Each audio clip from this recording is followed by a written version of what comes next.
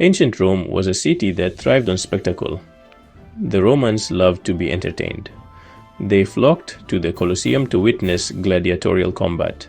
They cheered at chariot races in the Circus Maximus, but few events could match the sheer scale and grandeur of the Naumachia.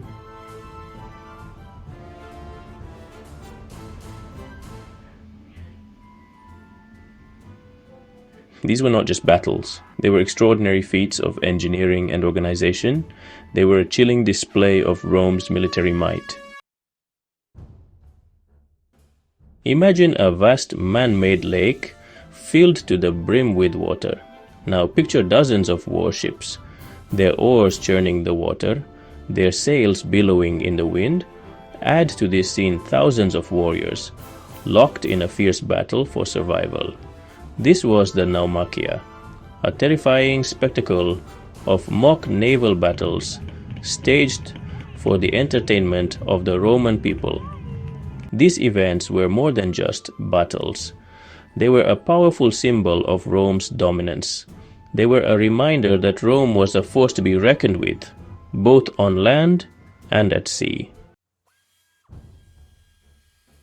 Staging a Naumachia was no easy feat. It required immense resources and manpower. The first step was to find a suitable location, usually a natural basin or a low-lying area that could be flooded. Then, the real work began. Vast earthworks were dug, dams and canals were constructed to channel water from nearby rivers or lakes. The arena itself had to be large enough to accommodate dozens of warships, some with as many as 3 banks of oars.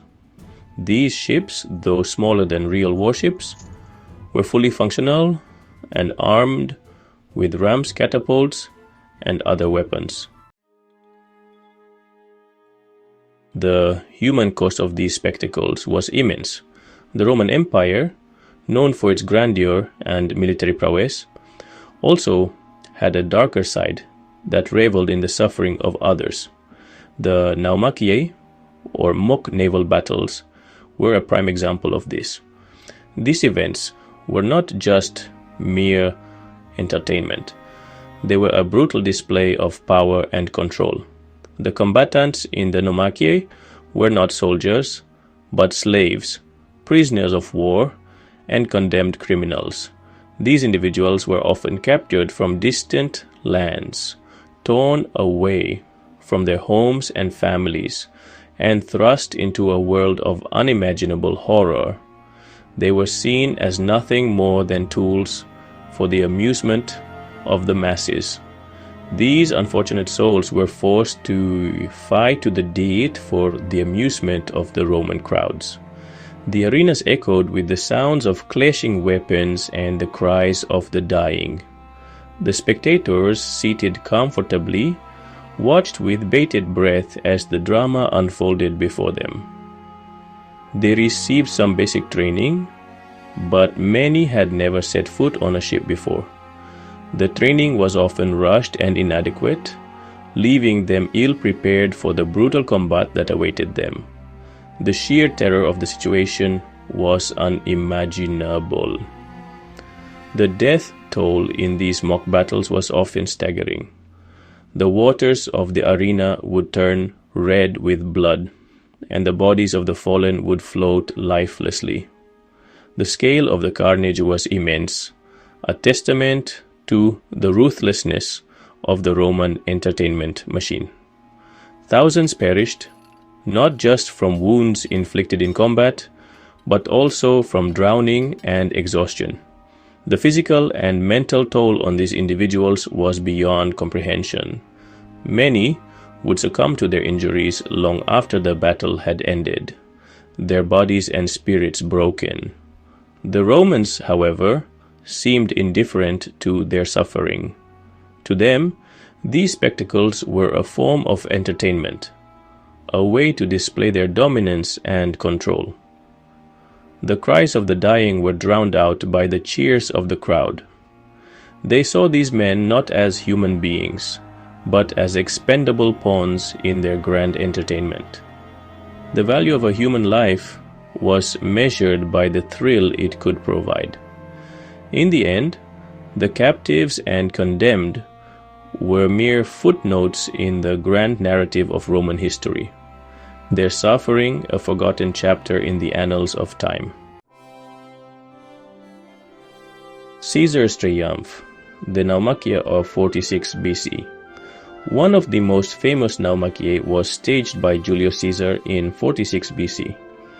This grand spectacle was not just a mere display of power, but a carefully orchestrated event designed to leave an indelible mark on the Roman populace. It was a testament to Caesar's ingenuity and his understanding of the importance of public perception. After his triumph in Egypt, Caesar wanted to celebrate his victory with a spectacle that would awe and amaze the Roman people.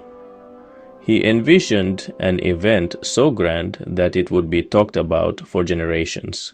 This was not just a celebration, it was a statement of his power and his ability to control both man and nature.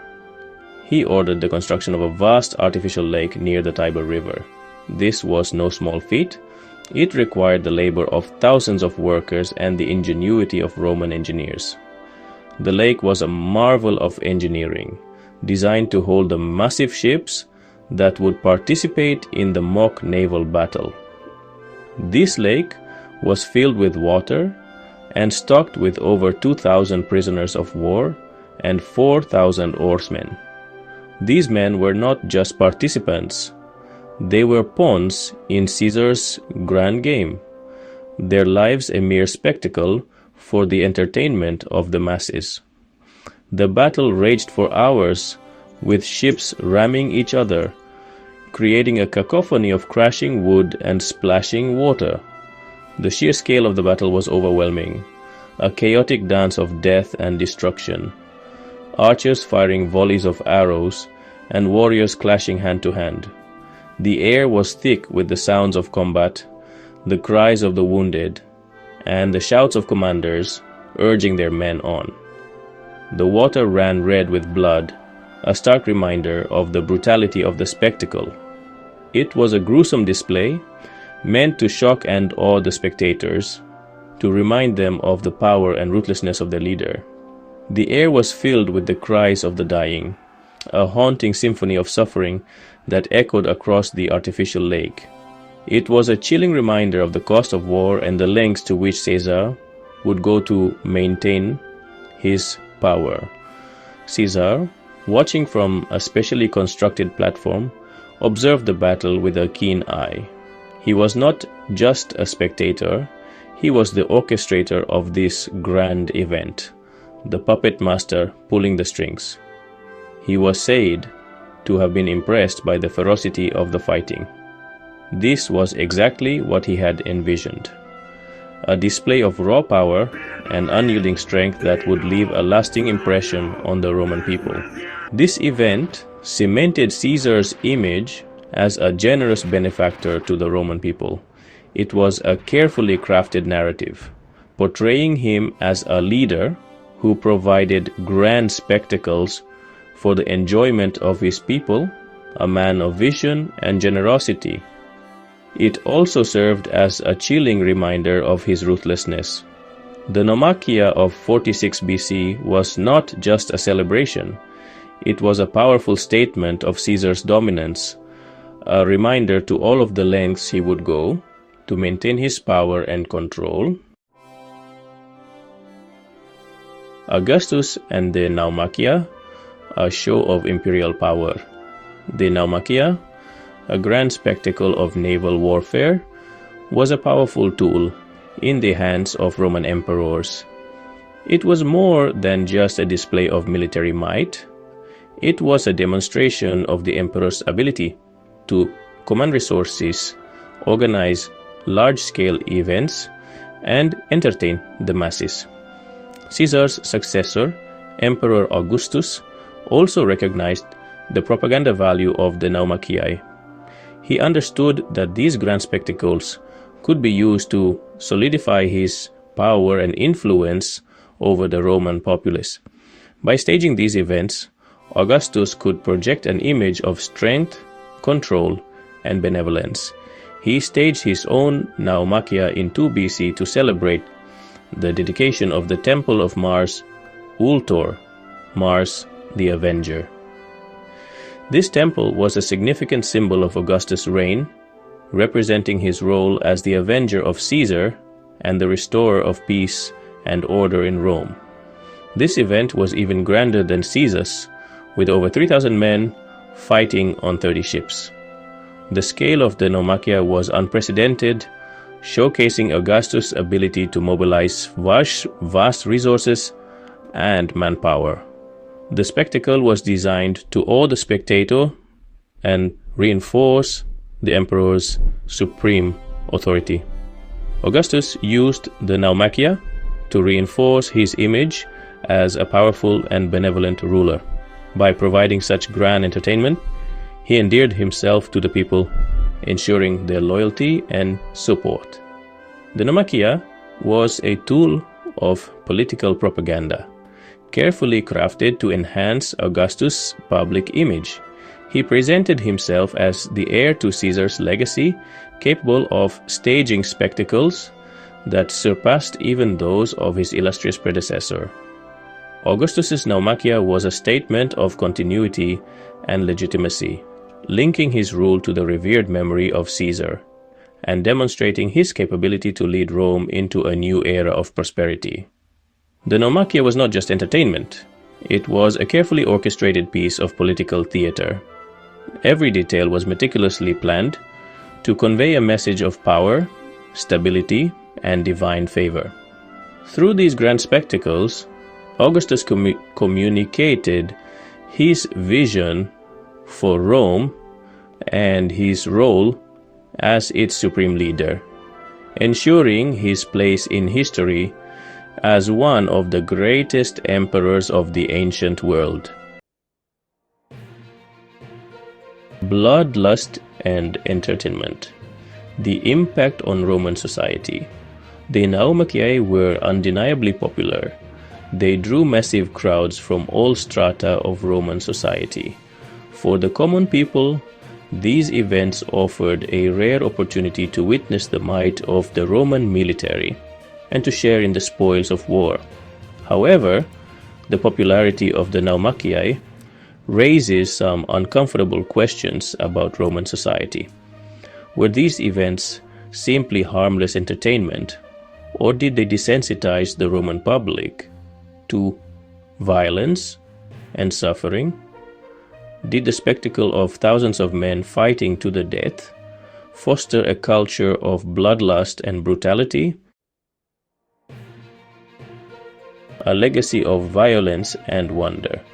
The Naumachiae were a unique and awe-inspiring spectacle. They were a testament to Roman engineering, organization, and sheer audacity, but they were also a brutal reminder of the human cost of Roman power. The Naumachia stand as a potent symbol of both the grandeur and the cruelty of the Roman Empire. Today, the Naumachia continue to fascinate and horrify us in equal measure. They offer a glimpse into a world very different from our own, a world where human life was cheap and spectacle reigned supreme. Conclusion: the enduring allure of the Naumachiae. The Naumachiae were much more than just naval battles. They were microcosms of Roman society itself. They reflected the Roman fascination with spectacle, their military prowess, and their complex relationship with violence and entertainment. While we may marvel at the scale and ingenuity of these events, we should never forget the human cost they exacted. The Naumachiae remain a chilling reminder of the dark side of human nature and the lengths to which we will go in the pursuit of power and entertainment.